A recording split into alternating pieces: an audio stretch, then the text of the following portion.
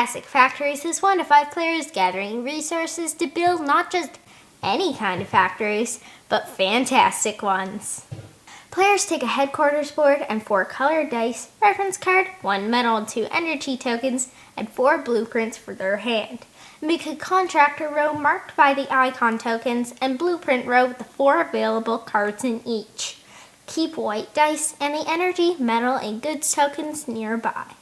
In the market phase, a player drafts a blueprint card for free or discards a card to hire a contractor.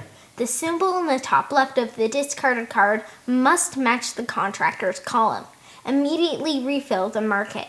You may spend 1 metal or energy to refresh either the contractors or blueprints. Once all players have gone, move on to the work phase. Everyone rolls their dice simultaneously, then get to work placing them or activating cards. Any die can go into the research area. For each worker die here, draw a card from the blueprint deck.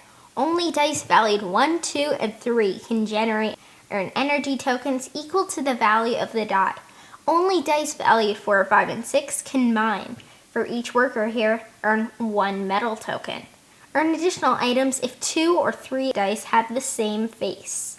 Don't forget about your cards. Any contractors you hired earlier are 1 and done, although some earn you extra dice to roll and or resource tokens. Because you can build during the work phase, you can build something and activate it that turn.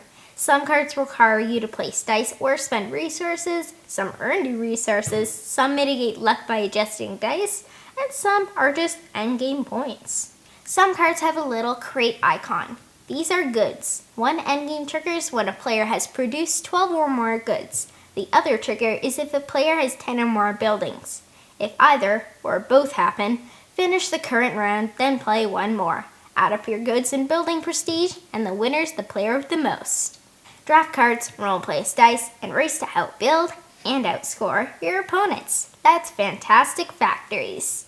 Up to 2 players might be able to squeeze Fantastic Factories in on a coffee table.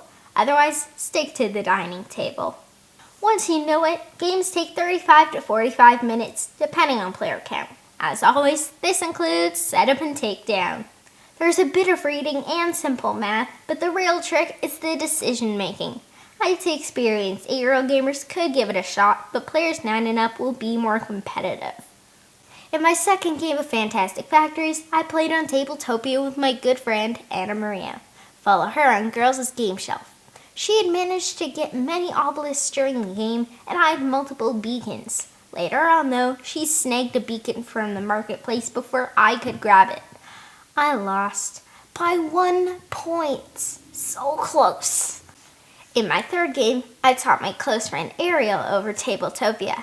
Both of us had a megalith, and I had a few obelisks. Pulling an Anna Maria, I grabbed an obelisk right at the end and won 28 to 23. It was so fun.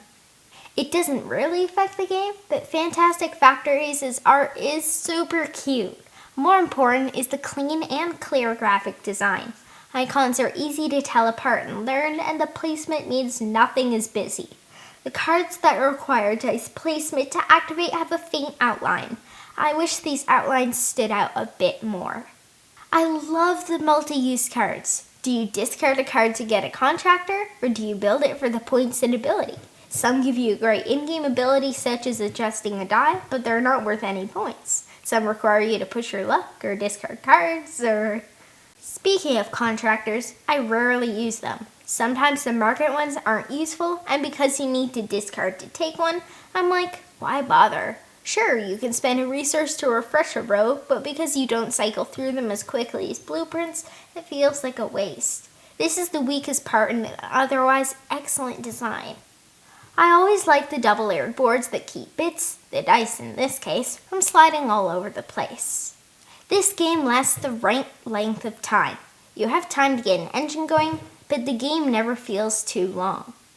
Fantastic Factories is quick and clever and features 2 of my favorite mechanisms, dice placement and engine building. This reminds me of a lighter steampunk rally. In both games, you're acquiring cards, placing dice to gain resources, and managing limited resources. If you like this style of game, but find many too long or too complicated to play with your family/non-gamer friends, check this out.